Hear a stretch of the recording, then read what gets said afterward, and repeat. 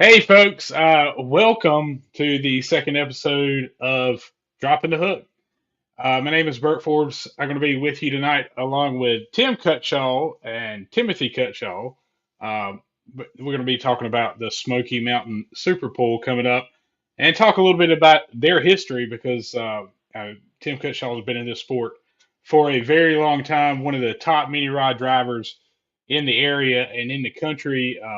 But let's go ahead and hit things off. We're going to start off with a commercial, and then we're going to get right into it tonight. We got a big show for you here tonight. We're going to be showing a few runs, talking about some changes in both classes, some tires, and some other things going on. And so let's hit it. Let's go.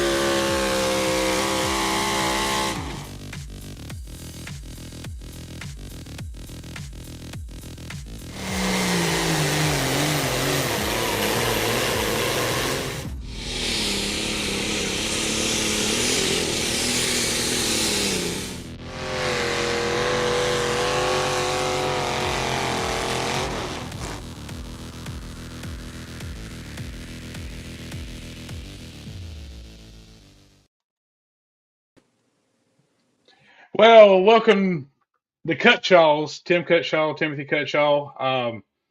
Appreciate y'all coming in tonight. Big thing going on this weekend. This is the first time y'all have had any pulling at the Greene County Fairgrounds. I think we were talking what 2004. Yeah, right Yeah. at 20 years. Wow. Well, it's a great facility. Tell us a little bit about what's going to be going on this weekend. It looks like we're going to be having a big show. Got a total of 11 classes. Uh, just trying to bring a premier event with Pro Pulling League back to the area. Uh, there's some brush pulling and stuff around here that I would call it, and usually ends up being three or four, you know, what I would call semi-professional classes and two or three vehicles in each, and that's about the extent of it. And the area don't really know what it uh, big pull is, what I call it. PPL, TNT, and Battle of Bluegrass both come down in here some and put on good shows, but that's not within an hour of here. So we're trying to bring a high level show to this community in this area, and look forward to building it for the future. Well, let me ask you this. This is, I believe this is y'all's first time promoting the show, correct? Yeah, we're doing it. Well, we're basically doing it, but it's under the East Tennessee Tractor Puller Association, which we've been an organization for years and years. And this is kind of a semi memorial pull, or not a benefit pull, but to recognize all the members of the club that's passed on, and what few of us are left to do this. Well, I appreciate y'all bringing that back. And one of the things I want to talk about, and that seems to be the biggest thing right now with the economy, is affordability of this show. You guys, adults are $15, 10 and under are free. So this is going to be affordable for the whole family. Y'all have got plenty of grandstands at that facility, if I remember correctly. Yeah, should have grandstands for about 3,500. So, and then there's all kinds of places that you can sit on the bank, different things to watch maybe. So, yeah, we're hoping to have a big crowd and a big turnout, and everybody's excited around here to have this level of pulling back in this area. Well, I tell you, I want to just give you the class rundown right here. Super stock tractors, mini mods, pro mod four wheel drives, hot farms, super mod two wheel drives, pro street diesels, super farm, light pro stocks, open street diesel, small block minis, and the heavy farm stock. Now, Timothy, tell me a little bit about the heavy farm stock. We posted the rules up that you had for that class, but normally we run like an altered farm class on the eastern side of the mountain. But this heavy farm stock, this is, if you've got it, this is basically a stock tractor, correct? Yeah, the idea is unhook the hay baler on Thursday evening and bring it to the pull on Friday, and eventually build, get them guys to get the bug and build up to that altered farm, and then maybe do a hot farm, and to get some guys in this area involved and excited about pulling, and like right now within a 100-mile radius of here, there's probably not 10 high level vehicles, maybe 15, and because they don't have any big pulling. Not everybody wants to drive 4 and 5 hours every weekend to go pull, and I quite frankly don't blame them sometimes. But Well, we're trying to bring this kind of event back, and maybe it'll grow and have a couple of them here and there, and some guys will be back interested in getting the pull. There's been actually 3 or 4 vehicles bought just since this was announced that it was going to happen, oh because they're like, wow. well, now if we're going to have a big pull here at home, and we're going to spend some money and build a tractor or build a truck or whatever, and it's already showing some promise. So that's our end goal with this. Well, and that's how the sport starts out. I know down here, I'm on the eastern side of North Carolina, and it all started with four-wheel drives down here.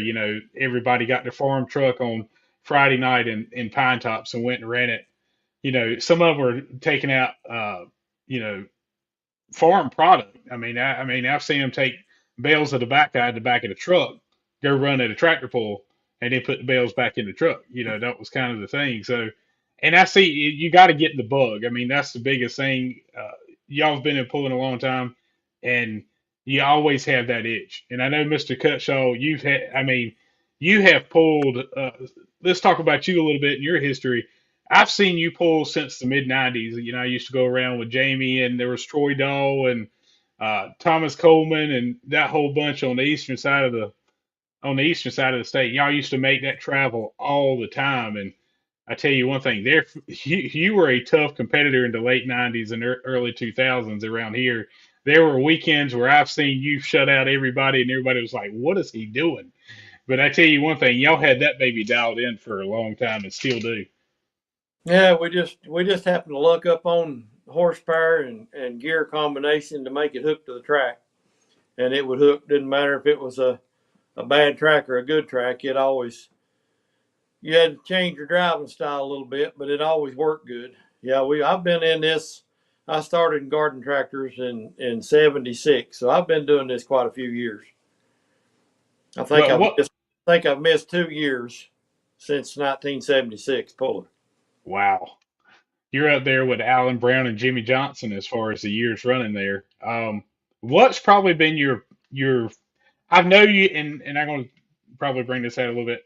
You had two third places. I only thought of one, but Timothy said you got two third places in Bowling Green. What has been your best win, you think?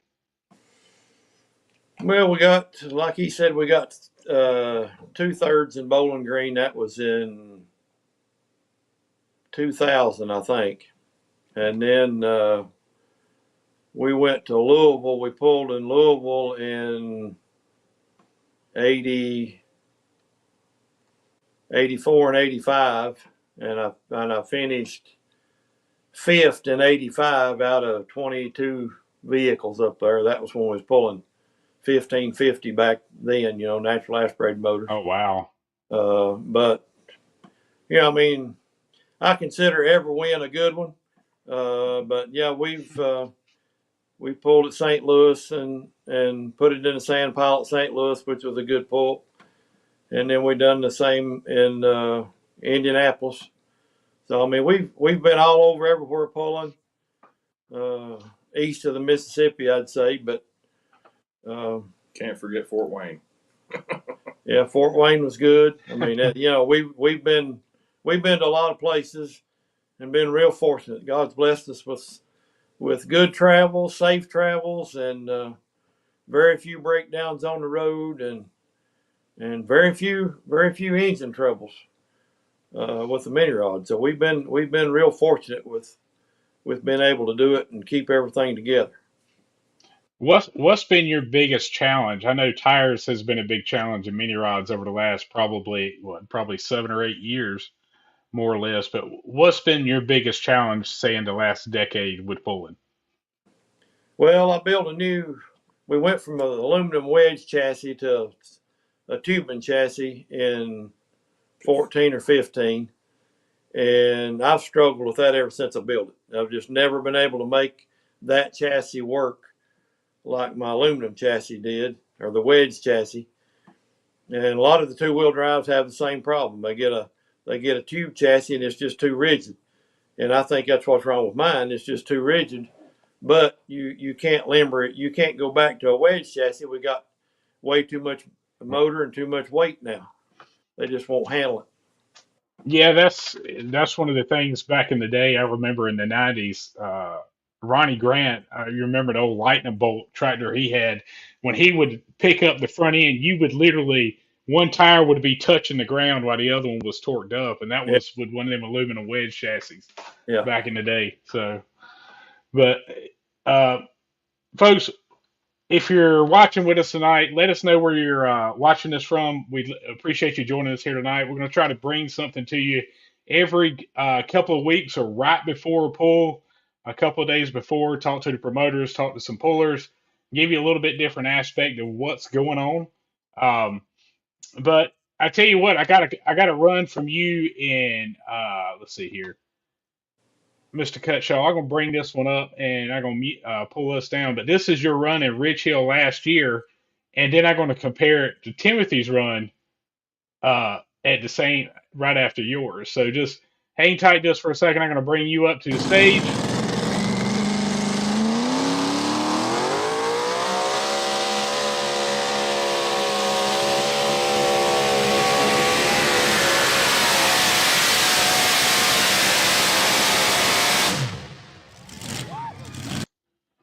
And then Mr. Cutshaw, what were you thinking on that run? And then we're gonna ask Timothy what he thinks on his. But what did you think on that run right there? I kept waiting on the front end to come up. Get up, hook, get up.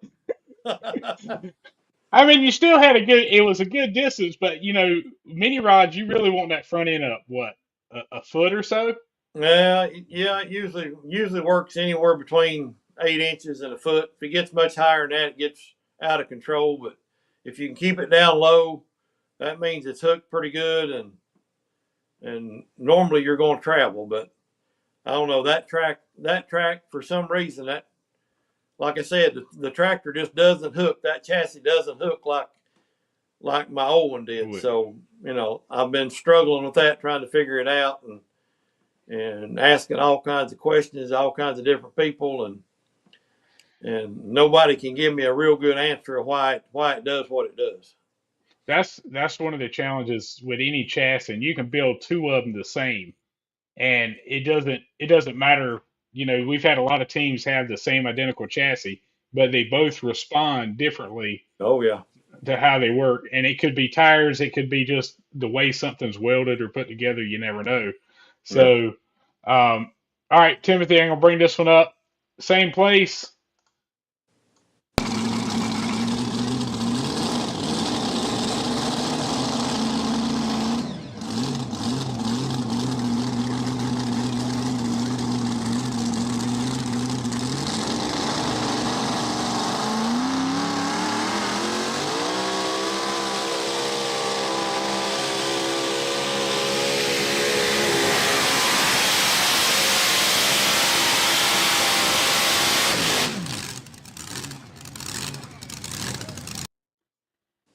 What did you think about that one?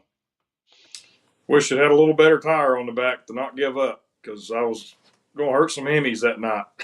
you and that's the thing too. The tailspin's got a Hemi on it, and uh, Family Force has got a big block Chevrolet, right? Yeah. So, and that big block Chevrolet has won its share of pulls too. So we can't cut that Chevrolet no slack by any means. Yeah, Mike had a lot of success with it, and uh, just his he had that itch and that combo of driving. We always told him he drove way too aggressive, but then he'd win, and you just have to shut up. And it just works. Everybody's kind of surpassed it now, and I mean, every now and then you get on a track that don't necessarily like the horsepower, and that thing will slip up on you. Right. Last year at Winston-Salem, Allen come in second, real close. Almost got the win, and a good group of tractors there. And we've had some luck with it at Benson and stuff at some big pulls, and just it's another one of those deals. We get Dad's hand-me-downs, but every now and then they'll slip up and slip up and work. Sometimes Dad wish he had the hand-me-downs back, right? Yeah.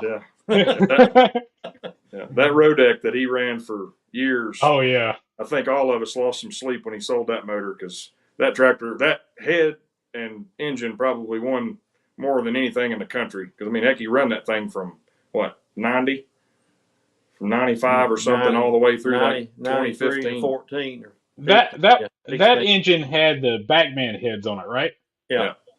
Yeah. Those were kind of sought after. If you could get, if you could find those heads there for a long time, they were some tough heads to have on the Chevrolet. Because let me tell you something. I know Troy Dahl had a similar engine setup than you did on the Tropical Twister back in the 90s, too. I think he had one with Backman heads on it.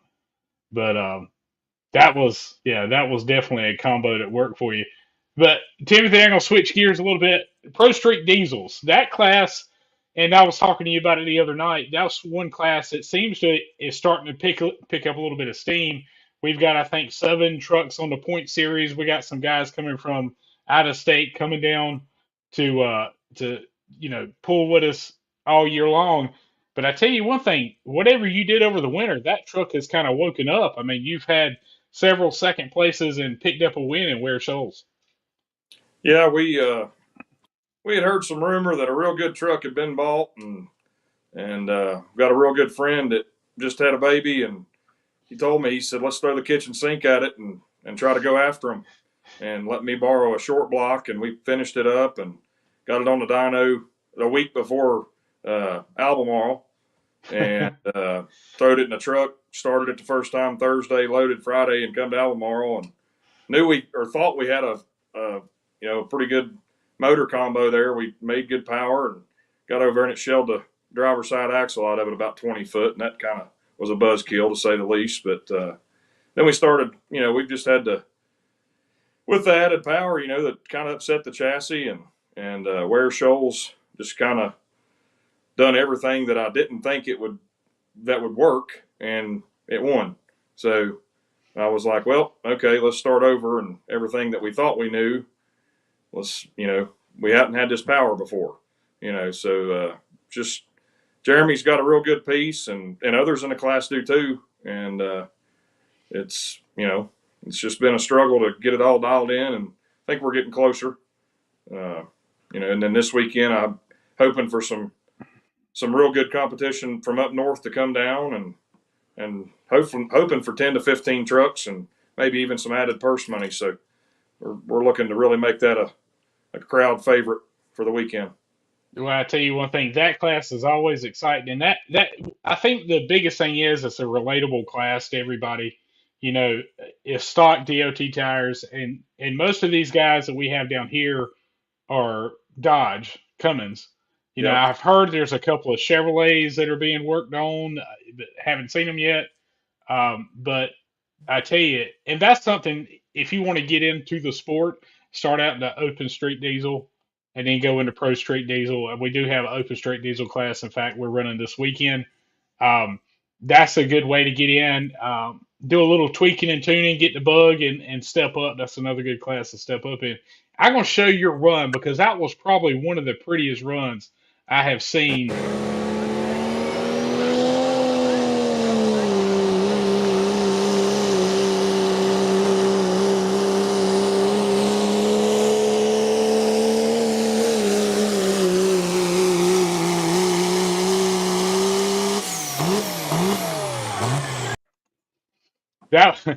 That was a good run right there. How are you feeling about that one when you got through?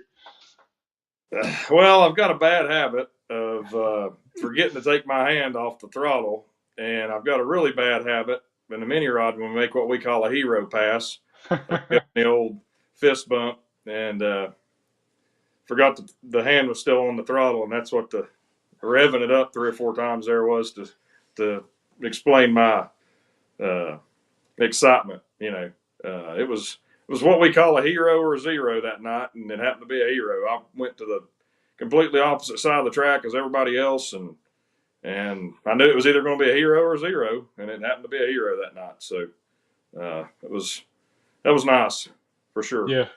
Yeah, Jeremy Wayne with that new truck. That truck is just it's a tough truck to beat right now. He's got a good combo, and but you've been right on his tail all year long, which has made for a good points battle. We are going to mention points right here before the end of the night, but guys, one of the biggest things that I look forward to this weekend. Number one is going back to Greeneville, Tennessee. Number two is this is the first blown mini hook of the year. So hopefully we can draw a few blown minis into town. And you got open super stocks. And by what I understand, Chad Mackey is trying to get his together. He ran into a little issue. His turbo blankets wouldn't fit around his turbos because the turbos were too close together. So he's having to work trying to get that together. And I think Andy Dutton's going to be there. And we got some more super stocks coming in. But I tell you, this is going to be an action-packed show. I'm looking forward to it. I'm going to bring up our website just for a second because I want to mention a few things real quick. Number one, the flyers on the front. If you've never been to the website, carolinapullers.org, I'm going to run through a few things here. If you're a puller and want to get a little info here, this will tell you if you need a membership form. If you got any questions, just email us. Or class rules. You can download the class rules, whether it's a Carolina class or a PPL class. And we're going to look at our schedule real quick. Let me pull this up on the big screen. We're through Julian. We're going into Greeneville. Next poll is going to be July 19th and 20th in Saluda, August 30th in Silcope, Rich Hill, September 21st, September 28th in Mooresville, October 11th and 12th are going to be back in Benson, and October 26th in Hickory. So we're about halfway through. We still got a ton more stuff to go over this year. If you're looking for distances from the shows, just click on distances media. We've got most of the pulls up. The only one I believe we couldn't get was Pine Tops due to some issues. But you can go to Carter's Pulling Picks or WWP TV, and they were able to get that stuff for you. We're going to pop into points real quick. This is something I want to show real quick. I will be updating super forms and altered forms tonight when I get off here. So they should be up by tonight or tomorrow evening. But looking at the Supermod two-wheel drives, Jimmy Johnson with a commanding lead. He made the first couple of hooks. We didn't have a lot show up the first couple of hooks. And right now he's in a commanding lead. Classic Mods, that class has turned into a class to watch. Those guys get down the track and put on one heck of a show. But Aubrey Palmer right now in the lead at 196, but Dustin Bostic right on him at 190. Going to small block minis, give you a rundown. Mike Ward in the lead, but not by a lot. Stephanie Horn on a little cream of the crop at 94. Tony Lawson on Amazing Grace at 88. And this is a point system. It goes 50, 48, 46, and on down the line. Pro Stock four-wheel drives, Glenn Hedrick in the lead right now. Tony Fraterelli right behind him. So you're looking one hook, one bad hook, and you can be right back up in the mix. Looking at a lot of these numbers, the top five are always pretty close. Hot Farm Tractors, Zachy Bissett still in the lead at 190. White Pickler, though, after Julian having that great pass, is right up at 182. Darren Sturdivant on the Cornfield Express sitting in at 178, and Justin Sturdivant at 176. That is a tight class right there. You're going to see that class. I think you're going to see some flip-flopping throughout the season. Going into your class, Timothy, Jeremy Wayne right now at 198. You're at 188. PJ Rogers at 174 and Grant Wayne at 174. So those are kind of tied up in there. We got a couple of trucks that had some issues right at the beginning of the season and have not been able to hook with us this year so far. So there's a couple more trucks out there. Look forward to seeing those. Pro Mod four-wheel drives. This is the points class, but every show we've had with Pro Mod four-wheel drives, we've had at least 8. So Glenn Hedrick in the lead and on the Moonshine Express at 148. Michael Helper on third shift at 146. And Tony Fratarelli, he's taking that truck and swapping the tires between classes. And he's at 132. And John Mask, I corrected his points. I had a brain fart last night at 134. And Tony has just had some bad luck this year, not having a great run at Pine Tops. And then getting a Julian ready to unload and had a steering motor fell on him, go out on him. And light pros, let's look at this real quick. Kendall Beasley on the high gear at 240, but Ron, his brother, sitting right there behind him at 238. Perry Walters on Smoking Up a Storm at 234, and Dewey Jones on the Hall. So that can be anybody's weekend. That can switch around real quick. I think Hunter had a bad weekend, and then James joined us a little bit later on in the season. So that's just giving you a points rundown. Again, I will have super forms and altered forms up either tonight or tomorrow night. So, folks, if you've got any questions on anything, email us, message us on Facebook if you're watching us here tonight. But just go to CarolinaPullers.org for more information. So I'm gonna bring these guys back in here real quick. We're gonna be closing this out here in just a couple of minutes. What is the big thing you're looking forward to this weekend? What's the big thing you want to see this weekend? Just having everybody over in this area and Puller wise, we consider them a second family, and we always come over in their area, and we enjoy it, or we wouldn't do it anymore. But we're anxious to get everybody over here and cater to them, and just enjoy the weekend. We love 2-night hooks. Glad to see some more of those on the schedule this year. Yeah. Everybody can come over and relax on Saturday, hopefully, and not tear a bunch of stuff up and have to work all day. We all hate that. It's just a lot of restaurants, plenty of stuff to do. You're within an hour of Sevierville and Gatlinburg, and a lot of just nice, fun stuff to do around here. And the pit gate will be open Thursday morning, so if anybody wants to come early and if you got a different support vehicle or whatever, you can unload and get out and ride around and go to Sevierville for the rest of the evening for the wife or whatever. You're more welcome to do that. We'll be there and watch over your stuff, and just call ahead, and we'll love to do whatever we can for you. Just look forward to everybody coming over. Well, let me ask you this question real quick. Now, y'all going to be both running the mini rides, right? Are you going to ease up on your dad for this weekend since this is hometown pool?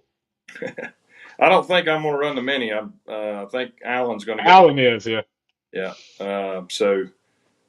They better not. Yeah. He told us a long time ago, we're teammates until we get in the seat.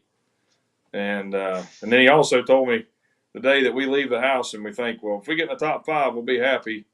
Not we're leaving to win.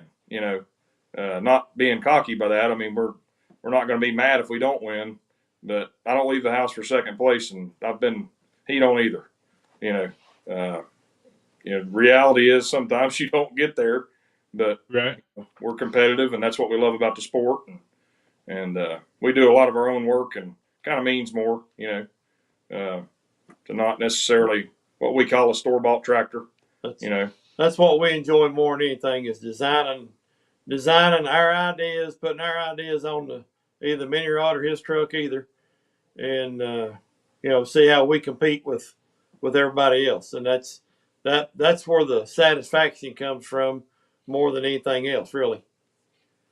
Yeah, and I should have brought this up earlier, but do you still build your own center sections and like machine them and assemble them and all that for your tractor, or have you gone to buying somebody that's making them for you? We run a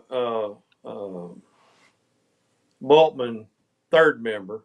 Right. The yellow tractor's got one of my center sections in it, but mine's got an aluminum Bultman deal in it just for weight. The only reason. Yeah, that's one of the big challenges in it. But yeah, back in the day, I remember you used to build the Dana 80s and the Dana 60s too. Oh yeah, do that. Oh, I still do some of that for other people. Yeah. Yeah, so definitely, if you're looking to get into the sport, these are two guys you need to talk to. Because Timothy, you've built a couple of trucks now, and Mr. Cutshaw, you've definitely had your experience building and working on mini rods and two wheel drives and anything else that you can help out in the sport. Guys, I appreciate you joining us here tonight. Folks, don't forget this Friday, this Saturday, gates open 4 p.m. Showtime Friday night, 7 p.m. Showtime Saturday night, 6 p.m. I'm going to be posting some instructions that you shared with us on the competitors page. So if you're curious how to get there, if you're pulling from out of state or you're driving a long way to get there, that may be a way for you to find better directions. Because I know with Waze and Apple Maps, and it'll put you around your elbow to get to your thumb. Folks, don't forget about us. Join us. We're going to be on here every couple of weeks, especially right before pull, talking about pulling or whatever's going on. Timothy, I appreciate y'all joining me tonight, and we look forward to seeing you this Friday and Saturday night. Thank you. Thank you for having us. Yep. Everybody have a safe trip over. Yeah, that's for sure. All right, folks, we will see you this Friday and Saturday night. Y'all have a great evening. Good night, and God bless.